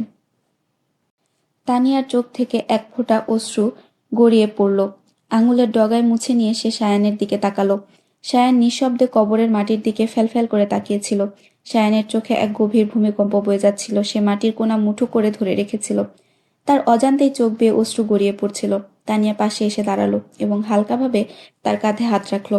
এই স্পর্শ শক্তি দেওয়ার বদলে তাকে আরো দুর্বল করে দিল। কাঁপতে থাকা কণ্ঠে বলল, আমার মন চাচ্ছে আমি এই মাটির দেওয়াল সরিয়ে কবরের ভেতরে নেমে যাই। জানি মা আমাকে আর জড়িয়ে ধরতে পারবেন না, তবু অন্তত তার চেহারা তো একবার দেখতে পারবো। এমন কথা বলো না। তানিয়া কেঁপে উঠে সায়ানকে থামাতে চাইল, কিন্তু সে থামলো না। আরো ভারী কণ্ঠে বলে উঠল, তানিয়া, আমার মনে হচ্ছে আমার অর্ধেক অস্তিত্ব যেন এই কবরে সমাহিত হয়ে গেছে। কবরগুলো এত অন্ধকার, এত বদ্ধ আর দমবন্ধ করা কেন? সে নারী দুর্ভাগিনী সায়ান, যে তোমাকে জন্ম দিয়েও তোমার স্নেহ থেকে নিজেকে বঞ্চিত করেছিল। কিন্তু এই কবরের বাসিন্দা সে ভাগ্যবতী, যে তোমাকে জন্ম দেয়নি, তবুও কিয়ামতের দিন তুমি তার নামেই ডাক পাবে। কবরস্থান, এ যেন জীবিতদের জন্য ক্ষণিকের সরাইখানা, আর মৃতদের জন্য চিরস্থায়ী নিবাস। এখানে আশ্রয় মিলে কেবল তাদেরই, যাদের কাঁধে তুলে আনা হয়, যারা পায়ে হেঁটে আসে, তাদের ফিরে যেতেই হয়। 7 জন মানুষের কাফেলা ফিরে যাচ্ছিল। সন্ধ্যার আকাশ ধূসর হয়ে উঠেছিল। একটি সাদা কবুতর অজানা দিগন্ত থেকে উড়ে এসে মাটির পাত্রে রাখা পানিতে ঠোঁট ডুবিয়ে টুকটুক করে পানি পান করল। কবরের পাথরে রাখা দ্বীপের শিখা বাতাসের প্রবাহে দুলে উঠল। মিটমিট করে নিভে যাওয়ার পরিবর্তে শিখাটি আরো প্রখর হয়ে চারপাশে আরো আলো ছড়ালো। তারই মাঝে বাতাসের ফিসফিস স্রোতে যেন ভেসে এলো এক এক অলৌকিক সুর। যে জিনিস আমি কখনো শিখিনি, ভালোবাসা কিভাবে ভাগ করা হয়, ভালোবাসাকে কোথায় রাখতে হবে, কাকে ওপরে কাকে নিচে দিতে হবে, এসব আমি কোনোদিনই শিখিনি। আমি শুধু ভালোবাসতে জানি, আর এটাই আমি করেছি। বাতাস থমকে দাঁড়ালো, শুনল সেই শোকগাথা। তারপর এক ঝটকায় নীরবতা চিরে নিজের পথে চলে গেল। কখনো কি এমন হবে, আমি ঘরে ফিরবো আর তোমার স্মৃতি আমার প্রতীক্ষায় থাকবে না? প্রতিদিনের মতো আজও শূন্য সোফাটি যেন তার বুকের শূন্যতা আরো বাড়িয়ে দিল। এক তুমি নেই, তাই মনে হয় কিছুই নেই। ফিরে এসো মালিহা, অনেক দিন হলো তোমায় দেখিনি। কিন্তু তুমি আসবে কোথা থেকে? তিনি দীর্ঘশ্বাস ফেললেন, যেমন প্রতিদিন ফেলেন। এই আকুতি, এই প্রত্যাশা প্রতিদিন জন্মায়। প্রতিদিনই সেই আশার মৃত্যু ঘটে। শুনেছি ভালোবাসায় মানুষ মরে যায়, কিন্তু কখনো কাউকে মরতে দেখিনি। তুমি চলে গেলে তখনই প্রথম বিশ্বাস হলো প্রেমের মৃত্যু সত্যিই ঘটে। তখনই মনে হলো একদিন আমিও তোমাকে ভালোবাসতে বাসতে মরে যাব। কিন্তু তোমার অনুপস্থিতি এতই দীর্ঘ হয়েছে যে এখন মৃত্যুও আসে না। তবে তোমার কি মনে হয় না আমার অভ্যাসগুলো আগে থেকে খুব খারাপ হয়ে গেছে? শূন্য সোফার দিকে তাকিয়ে মৃদু উদ্বেগ নিয়ে প্রশ্ন করলেন, কিন্তু অভ্যাস তো তোমারও অনেক খারাপ হয়ে গেছে। আমি একাই কথা বলছি আর তুমি কোনো উত্তর দিচ্ছ না। এটা কিন্তু খুব বাজে অভ্যাস। তিনি অভিমানী কণ্ঠে বললেন, সাহেব, টেবিলে খাবার পরিবেশন করে দেব? বাহাদুর পাশে এসে জিজ্ঞেস করলো। নুরুল হুদা তাকিয়ে মাথা নাড়লেন। প্রবেশদ্বার বন্ধ করে শূন্য সোফার দিকে না তাকানোর আপ্রাণ চেষ্টা করে সিঁড়ির দিকে এগিয়ে গেলেন। রুমে ঢুকতেই ঘর অন্ধকার। দরজা বন্ধ করে অন্ধকার হাতড়ে সুইচ খুঁজে লাইট জ্বালালেন। আলোয় চোখ ধাঁধিয়ে গেল মুহূর্তের জন্য। তিনি ঘুরে দেখলেন মরিয়ম বিছানার কিনারে বসে দুই হাঁটুর মধ্যে মুখ গুজে নিজের বাহুতে নিজেকে জড়িয়ে ধরে আছে। আলোয় চোখের পলক ফেলতেই সে মাথা তুলল। এভাবে অন্ধকারে বসে আছো কেন? নুরুল হুদার কণ্ঠে বিস্ময়। তারপর এক মুহূর্ত থমকে গেলেন। তুমি কাঁদছো? 25 বছরের দাম্পত্য জীবনে তিনি কখনো মরিয়মকে কাঁদতে দেখেননি, কিন্তু আজ তার চোখের ভাষা বলছিল সে বহু ঘন্টা ধরে অবিরাম কেঁদেছে। তার তীক্ষ্ণ মুখাবয়ব এক বিষণ্ণ কোমলতায় ঢাকা পড়েছে। অশ্রুধারায় ধুয়ে গেছে তার মুখের জ্যোতি। সে ম্লান সৌন্দর্য আরো উজ্জ্বল হয়ে উঠেছে। অবিরাম কান্নায় চোখ লালচে, নাক ফুলে গেছে। এক মুহূর্তের জন্য সে চোখ তুলে তাকিয়েছিল নুরুল হুদার দিকে। তারপর আবার মাথা হাঁটুর মাঝে গুজে দিল, শব্দহীন কান্নায় ডুবে গেল। নুরুল হুদা তাকে দেখে ব্যথিত হলেন। এগিয়ে গিয়ে তার পাশে বসলেন। তার চুলে আলতো হাত বুলিয়ে তার কাঁধে হাত রেখে নরম কণ্ঠে বললেন, তুমি কাঁদছো কেন? মরিয়ম মাথা না তুলে মুখ ফিরিয়ে তাকালেন। তার লালচে চোখ দেখে নুরুল হুদার ভেতরে অস্থিরতা আরো বেড়ে গেল। মাথায় রাখা হাতটা তিনি তার মুখের কাছে এনে আঙ্গুলের আলতো স্পর্শে গাল বেয়ে পড়া অশ্রু মুছে দিয়ে বললেন, 25 বছরে আজ প্রথমবার তোমাকে কাঁদতে দেখছি, আর তোমায় এভাবে একদম ভালো লাগছে না। তোমার সেই রাগ, সেই অভিমান তোমাকে মানায়। যদি আমার প্রতি কোনো অভিযোগ থাকে তবে বলো, বরং আমার সঙ্গে ঝগড়া করো, তবু এই নীরব কান্নায় আমার সারা জীবনের ভালোবাসা নষ্ট করো না। তুমি মালিহাকে ভালোবাসলে কেন? এমন অভিযোগ তিনি বহুবার করেছেন। প্রতিবারই যেন আগ্নেয়গিরির মতো ফেটে পড়েছেন, কিন্তু আজ শোকের সুরে সেই একই প্রশ্ন করলেন, যেন সত্যিই কিছু ভেঙে পড়েছে তার ভেতর। নুরুল হুদা তার মুখের থেকে হাত সরিয়ে নিচু স্বরে বললেন, ভালোবাসিনি, ভালোবেসে ফেলেছিলাম। আমার প্রতি কেন ভালোবাসা জন্মালো না? তার কণ্ঠে অভিমান ঝরে পড়ল। নুরুল হুদা অজান্তেই হেসে বললেন, কে বলল আমি তোমাকে ভালোবাসি না? তিনি ক্লান্ত স্বরে বললেন, ভালোবাসা আর ভালোবাসা হয়ে যাওয়ার মধ্যে পার্থক্য আছে। একটিতে ইচ্ছা কাজ করে, অন্যটি অনিচ্ছায় ঘটে। তুমি আমাকে ভালোবাসতে পারো, কারণ তা তোমার ইচ্ছাধীন, কিন্তু মালিহাকে না ভালোবাসাটা তোমার হাতে ছিল না।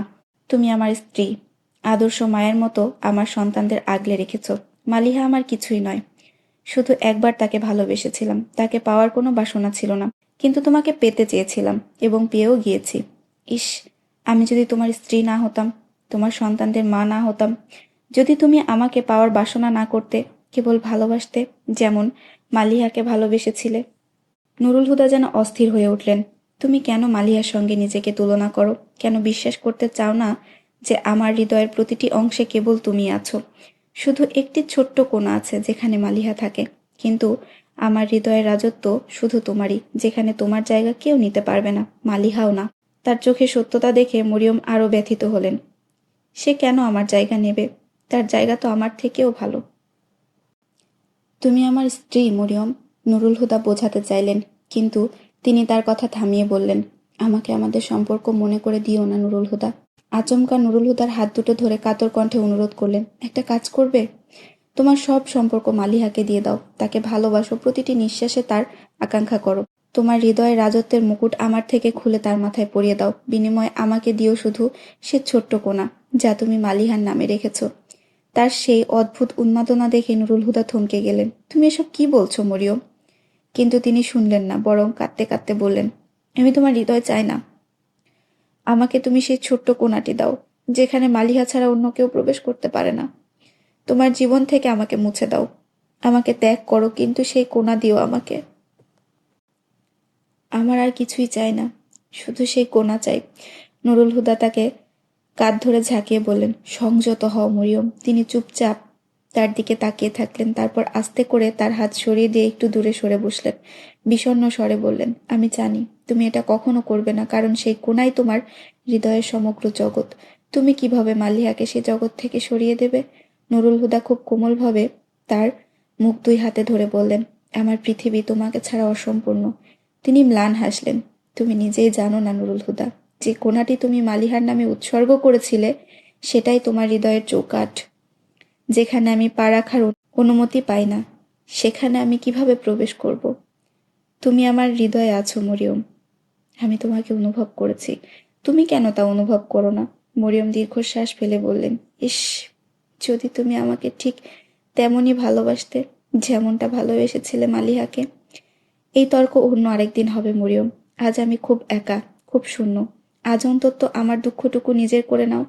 মালিহার রুমের প্রতিটি জিনিস আমাকে ক্ষতবিক্ষত করে, কিন্তু তোমার কষ্ট না বাড়ুক বলে আমি কখনো আমার ব্যথা নিয়ে তোমার কাছে আসিনি। কিন্তু আজ আজ আমি একা, কাঁদতে পারবো না। আজ ভেঙে পড়ার ভয় পাচ্ছি। তুমি পাশে থাকলে নিজেকে হয়তো সামলে নিতে পারবো। আমার অবাক লাগে নুরুল হুদা, মালিহা আজ থেকে 27 বছর আগে চলে গেছে, আর তুমি এখনো তাকে ভালোবাসো। তোমার বিস্ময়ই আমার যন্ত্রণার প্রমাণ মরিয়ম। আমি যাকে ভালোবাসি সে 27 বছর আগেই পৃথিবী ছেড়ে গেছে। নুরুল হুদা ফুঁপিয়ে কেঁদে ফেললেন। তার কণ্ঠে এমন এক ব্যথা ছিল যা শুনে মরিয়মের দেহ মন শিউরে উঠল। এই কষ্টের সমান কিছুই নেই মরিয়ম, কিন্তু তুমি একদিন এই যন্ত্রণা অনুভব করবে যেদিন আমি আর থাকবো না। শুধু এই কথা শুনে মরিয়মের অন্তর যেন বিধ্বস্ত হয়ে গেল। তিনি কেঁপে উঠে নুরুল হুদার ঠোঁটে হাত রাখলেন, কিন্তু নুরুল হুদা মরিয়মের হাত সরিয়ে বুকের উপর রেখে দিলেন। তারপর মাথা রাখলেন মরিয়মের কোলে। মরিয়ম নিথর দৃষ্টিতে তাকিয়ে রইলেন তার দিকে। তার হাতটি নুরুল হুদার বুকের ওপর ছিল, আর তার বন্ধ চোখের কোণ বেয়ে গরম অশ্রু গড়িয়ে পড়ছিল, যা মরিয়মের কাপড়ে মিশে যাচ্ছিল। আজ মালিহা স্মৃতিতে ডুবে যাওয়া দেখে মরিয়মের মনে কোনো অভিযোগ আসেনি, কারণ আজ তিনি কেবল অনুভব করছিলেন নুরুল হুদার অসীম কষ্ট। তার হৃদয় যেন গলে যাচ্ছিল। তিনি আলতো হাতে তার চুলে আঙ্গুল বুলিয়ে দিতে লাগলেন, আর নুরুল হুদা 27 বছর পর প্রথমবারের মতো তার শিরায় প্রশান্তি প্রবাহিত হতে অনুভব করলেন। আমরা অনেক সুন্দর জীবন পার করতে পারতাম মরিয়ম। নুরুল হুদা চোখ বন্ধ করে ফিসফিস করলেন। তার কণ্ঠে এমন এক বেদনা ছিল যা শুনে মরিয়মের আঙ্গুল কেঁপে গেল তার চুলের ভাঁজে। বাগানের লনে রোদের আলো ঝলমল করছিল, তবে হালকা শীতল বাতাস সেই রোদকে নরম ও মনোরম করে তুলছিল। রডের ডিল সিটার চেয়ারে তানিয়া বসেছিল, ওয়াজদানকে শক্ত করে জড়িয়ে ধরে। ওয়াজদানের হাতে ছিল একখানা সংবাদপত্র, আর তানিয়া ছিল তার খবরের পাতা নিয়ে চিরচেনা নিরর্থক মন্তব্য করা আর হাসানোর কাজে মগ্ন। ঠিক সেই মুহূর্তে সায়ান ছাদের উপর থেকে ডাক দিল, কিন্তু তানিয়া এতটাই মগ্ন ছিল যে কিছুই শুনতে পেল না। ওয়াজদান তখন সংবাদপত্র রোল করে তার মাথায় আলতো মেরে দিলেন। তারপর ছাদের দিকে ইশারা করে বললেন, স্বামীর কথা অন্তত শোনো। তানিয়া তখন উপরের দিকে তাকালো। সায়ান তখন ছাদ থেকে চেঁচিয়ে বলল, আমার ইউনিফর্মের ব্যাজ খুঁজে পাচ্ছি না, একটু এসে দেখো তো। আসছি, তানিয়া উচ্চস্বরে বলল, আর সায়ান তখন ভেতরে চলে গেল। তানিয়া বিরক্তিতে গজগজ করে বলল, এক আজব যন্ত্রণা, ছুটির দিনেও এই মানুষটা আমাকে শান্তিতে থাকতে দেয় না। যখন দেখো তখন তানিয়া তানিয়া বললে হাক ডাক। তার গলায় বিরক্তির সাথে এক ধরনের স্নেহ মিশেছিল, যা ওয়াজদান ঠিকই অনুভব করলেন। তিনি হাসলেন, আর তানিয়া তার উপর চটে গেল। আপনার ছেলেটা আমাকে সারাক্ষণ বিরক্ত করে, আর আপনি তাকে বকা দেওয়ার বদলে হাসছেন। ওয়াজদান কৌতুকপূর্ণ ভঙ্গিতে বললেন, আমি আবার কি করলাম? সমস্ত দোষ তো আপনার। এত আদর দিয়ে ছেলেটার মাথা খারাপ করে ফেলেছেন। তার উপর দাদা যেন তাকে মাথায় তুলে রেখেছেন। এখন এই সব শেষ পর্যন্ত আমাকেই ভুগতে হচ্ছে। বিরক্তির সাথে কথাটা বলে সে উঠে গেল নিজের রুমের দিকে। সায়ান তাকে দেখেই বলে উঠল, শোনো, আমার ব্যাজগুলো কোথাও পাচ্ছি না, অনেকক্ষণ ধরে খুঁজছি। তানিয়া এক ঝলক তাকে দেখল, তারপর ড্রেসিং টেবিলের কাছে গিয়ে ড্রয়ার খুলে দিল। সায়ান এগিয়ে গিয়ে তাকিয়ে দেখল সেখানে তার সব ব্যাজ ঠিকই রাখা আছে। সে মাথা চুলকে বলল, ঠিক এখানেই তো খুঁজিনি। তানিয়া চোখ রাঙিয়ে বলল, সোজা সাপটা বললেই হয়, আমি পাশে না থাকলে তোমার শান্তি লাগে না। সায়ান হেসে বলল, তাহলে তুমি নিজে আমার সামনে চলে আসো না কেন? তার এই কথায় তানিয়া তীক্ষ্ণ দৃষ্টিতে তাকালো। তোমার একটুও লজ্জা করে না? এই অবস্থায় আমাকে বারবার ওপর নিচ করতে বলছো। কোন অবস্থায়? তানিয়া হঠাৎ লজ্জায় লাল হয়ে গেল, আর সেই লজ্জা লুকোতে বলল, আচ্ছা বেশি কথা বলো না, যাও গিয়ে রেডি হও, আমি নাস্তা রেডি করি। আরে এখন নাস্তা করার সময় নেই, ডিআইজি অফিসার তাড়াতাড়ি করে অফিসে ডেকেছেন। বলেই সায়ান তার ইউনিফর্ম তুলে নিয়ে তাড়াহুড়ো করে বাথরুমের দিকে যাচ্ছিল। তানিয়া তখন বলল, এত তাড়া থাকলে সময় মতো ওঠো না কেন? ফজরের নামাজও বন্ধ চোখে পড়ো। দেরি করে ওঠার অভ্যাস তো আব্বুর নেই, আম্মুরও নেই, তাহলে তোমার মধ্যে এলো কিভাবে? সায়ান দরজার কাছে গিয়ে থেমে বলল, তুমি আবার আম্মুর অভ্যাসগুলো কিভাবে জানলে? তোমার চেয়ে আমি তোমার আম্মুকে বেশি ভালো করে চিনি। তুমি কি জানো? সায়ান যেন তর্কের মুডে চলে এসেছে। তানিয়া বলল, পরে বলবো, আগে তোমার নাস্তা তৈরি করি, আমি নাস্তা খাবো না। বলেই সায়ান বাথরুমের দিকে চলে গেল। যতক্ষণ এই তর্ক করবে ততক্ষণ 2টা স্যান্ডউইচ আরাম করে খাওয়া যাবে, আর জুস তো আমি সকালেই ফ্রিজে রেখে দিয়েছি। তার কথার জবাবে শুধু দরজা বন্ধ হওয়ার শব্দ শোনা গেল। সে মুখ বাঁকিয়ে রান্নাঘরের দিকে চলে গেল। কিছুক্ষণ পর স্যান্ডউইচের প্লেট আর জুসের গ্লাস হাতে নিয়ে সে রুমে ঢুকলো। সায়ান তখন ড্রেসিং টেবিলের সামনে দাঁড়িয়ে ইউনিফর্মের বোতাম লাগাচ্ছিল। আমি তো বলেছিলাম আমি নাস্তা খাবো না, সায়ান তাকে প্লেট রাখতে দেখে বলল। আর আমি তো হাজারবার বলেছি আমি চাই না তুমি খালি পেটে বাড়ি থেকে বের হও, তানিয়া বলে স্যান্ডউইচটা তার মুখে গুজে দিল। সায়ান বোতাম লাগাতে লাগাতে খাওয়া শেষ করলো। তানিয়া তখন আরেকটা স্যান্ডউইচ তার হাতে ধরিয়ে দিয়ে চুল ঠিক করে দিল। সায়ান শেষ লুকমা মুখে দিয়ে গ্লাস হাতে তুলে নিল, এক নিঃশ্বাসে শেষ করে টেবিলে রেখে বলল, এখন কি আমি যেতে পারি? তানিয়া তার হাতে স্টিক আর ক্যাপ দিয়ে বলল, যাও। সে দরজার দিকে এগিয়ে যেতে যেতে বলল, এর চেয়ে তো ভালো ছিল তুমি সাক্কারে থাকতে, তখন সপ্তাহে একদিন আসতে, কিন্তু সারাটা দিন অন্তত ঘরেই থাকতে। আর এখন করাচিতে ট্রান্সফার হওয়ার পর তো অফিসই তোমার আসল ঘর হয়ে গেছে। এখানে আসো শুধু একটু ঘুমানোর জন্য, আমাকে সময় দেওয়ার কোনো অবকাশই নেই। সায়ান দরজার কাছে গিয়ে হাসলো। কি করি বলো তো জানেমান, চাকরি তো এমনই, বিয়াদব। আর মাত্র ৩-৪ মাস অপেক্ষা করো, তারপর তোমাকে সময় দেওয়ার জন্য কেউ একজন চলে আসবে। সে তো আর তুমি হবে না। এই সমস্যার তো কোনো সমাধান নেই। তারপর মুখ ঘুরিয়ে লনে রাখা চেয়ারের দিকে তাকিয়ে জোরে বলল, আল্লাহ হাফেজ আব্বু। আল্লাহ হাফেজ, সাবধানে যেও। পুলিশের জিপ কম্পাউন্ড ছেড়ে চলে গেল। তানিয়া ওয়াজদানের দিকে এগিয়ে এসে বলল, আব্বু, খুব চা খেতে ইচ্ছে করছে, আপনি খাবেন?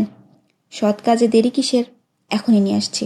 তানিয়া ভেতরের দিকে চলে গেল। ওয়াজদান তাকিয়েছিল। ঠিক তখনই তিনি টের পেলেন বারান্দার রেলিংয়ের পাশে কোনো রঙিন ওড়না উঠছে। তানিয়া তো নিচে, তাহলে এটাকে? তিনি চমকে উপরে তাকালেন এবং জমে গেলেন। মালিহা! সে বারান্দার রেলিংয়ের ওপরে ঝুঁকে এক হাত থুতনির নিচে রেখে হাসি মুখে তার দিকে তাকিয়ে আছে। হাওয়ায় উড়তে থাকা তার চুলগুলো মুখ ছুঁয়ে যাচ্ছে, আর তার ওড়নাটি যেন রংধনুর মতো বাতাসে দোল খাচ্ছে। ওয়াজদান থমকে গেল। 18 বছর পর একটা শূন্যতা তার ভেতর ছড়িয়ে পড়ল। আমি তো বলেছিলাম যতদিন নিঃশ্বাস আছে আমাকে বেঁচে থাকতে দিন, কিন্তু আজ কেন? দৃশ্যটা নিঃসন্দেহে মোহময়, কিন্তু 18 বছর পরও ওয়াজদান বুঝতে পারছিলেন তিনি এই দৃশ্য সহ্য করতে পারবেন না। তার দৃঢ় বিশ্বাস ছিল যদি তিনি আরও একটু তাকিয়ে থাকেন তবে আবারও তিনি পুরনো উন্মাদনায় ফিরে যাবেন। ঠিক তখনই যেন বাস্তব আর কল্পনার মাঝের রেখা ঝাপসা হয়ে গেল। তার বুকের বাঁ পাশে ঠিক হৃদয়ের উপরে এক ব্যথার ঢেউ উঠল। তার হাতের ওপর কারো কোমল আঙুলের স্পর্শ টের পেলেন তিনি। তারপর সেই আঙুলগুলো তার হাত মুঠোয় নিয়ে ফেলল। গরম নরম এক তালু থেকে এক অদ্ভুত ব্যথার স্রোত তার হাত থেকে বয়ে হৃদয়ে পৌঁছালো। তীব্র ব্যথা, তীব্র, রক্তের সাথে মিশে পুরো শরীরের বাম দিককে মাকড়সার জালের মতো ছড়িয়ে পড়ছে। তবে এই ব্যথায় যেন একরকম নেশা মেশানো আছে। ওয়াজদান বিভোর হয়ে পড়লেন। তার গালের পাশে কারো সিল্কি চুল ছুঁয়ে গেল, যার গন্ধে তার সমস্ত অনুভূতি নিঃশেষ হয়ে গেল। তার গলায় কারো উষ্ণ নিঃশ্বাস পড়ল। তার নিঃশ্বাস থমকে গেল। হৃৎপিণ্ড তাল ছাড়িয়ে দৌড়াতে লাগলো, আরো দ্রুত, আরো দ্রুত। ব্যথার ঘনঘটা ছেয়ে গেল, নেশা বাড়তে লাগলো, আর মোহময় মুহূর্তগুলো দীর্ঘ হতে লাগলো। हमने भला किससे कहा, काटते रहे हैं उम्र भर, किस राह गुजार के जस्तजू आंखों से क्यों उछल हुआ, मनसूब जिसके नाम थी हर रोशनी हर आरजू, तेज थी मौजे वाला, मार्गे तमन्ना आम थी, चुपचाप हम किसके लिए, थामे रहे जलते रहे, देखो के फिर साइकिल हुए, सेहरे वफा के आईने, आती रहो की आहटे, बातें दिनों की नक्शे पे, देखो कि वो आरामे जान, हम पर हुआ फिर मेहरबान, हमने भला किससे कहा। কার কাছেই বা বলেছি অভয় ভরা জীবনভর, কোন পথে মোর পথ চলা, কোন চক্ষু আড়াল ঘর, নামে তব সম্পর্ক কত, কত আশা আলোকিত, ঝড় ছিল খুব জোরালো, মৃত্যু তব কপাল লিখিত, নীরবে আমি কার জন্য থেমে যাই, হয় যন্ত্রণা, দেখো আবার উজ্জ্বল হয় বিশ্বস্ত শহরের আয়না, আসন্ন ঋতুর এ বেদনা, নিশ্চুপ দিনের পদনিশান, দেখো সে দিলের প্রশান্তি, মোর তরে হলো মেহেরবান, আমি কার কাছেই বা বলি। এই নিন আব্বু আপনার চা। তানিয়া ট্রে রেখে হাসি মুখে বলল, কিন্তু কোনো জবাব এলো না। সে মুখ তুলে দেখল ওয়াজদান চোখ বন্ধ করে আছেন, এক হাত বুকের ওপর রাখা, শান্ত আর প্রশান্ত। তানিয়া একটু হাসল, কিন্তু ডাকের উত্তর না পেয়ে অস্বস্তি লাগতে শুরু করলো। আব্বু, আপনি কি ঘুমিয়ে পড়লেন? তানিয়া অবাক হয়ে বলল, তারপর আবার ডেকে উঠল, আব্বু, চা খেয়ে নিন, তারপর না হয় আপনার রুমে গিয়ে ঘুমিয়ে পড়বেন। কোনো শব্দ এলো না। তানিয়ার বুকের ভেতর একটা উদ্বেগ ছড়িয়ে পড়ল। এই নীরবতা স্বাভাবিক নয়। তানিয়া উঠে কাছে গেল, তার বুকের ওপর হাত রাখল, কাঁধ নাড়িয়ে দিল। ওয়াসদানের নিথর শরীর পাশের দিকে ঢলে পড়ল। তানিয়া 2 কদম পেছনে সরে গেল। ঠিক সেই মুহূর্তে তাকিয়ে রইল অবিশ্বাসে। তারপর তার কণ্ঠ ছিঁড়ে বেরিয়ে এলো এক হৃদয় বিদারক চিৎকার, আব্বু! তানিয়া দৌড়ে গিয়ে নিথর দেহকে আঁকড়ে ধরে কান্নায় ভেঙে পড়ল। ঘরের কাজের লোকেরা ছুটে এলো, কিন্তু প্রশ্ন করার প্রয়োজন ছিল না। ওয়াসদানের চেহারার প্রশান্তি আর তানিয়ার গাল বেয়ে বেরিয়ে পড়া অশ্রু বলে দিচ্ছিল ওয়াসদান দুনিয়ার মায়া ত্যাগ করেছে। এটা শেষ দৃশ্য, তবু গল্প এখানেই শেষ নয়। এই সমাপ্তির মধ্যেই লুকিয়ে আছে এক নতুন সূচনার জন্ম। মোহাব্বত জিসসে বখশতে জিন্দেগি, নাহি মौत पर খতম উসকি কাহানি। নিবেদিত প্রাণ যার, পূর্ণ জীবনালয়, মরণ পরেও সে অমর হয়ে রয়।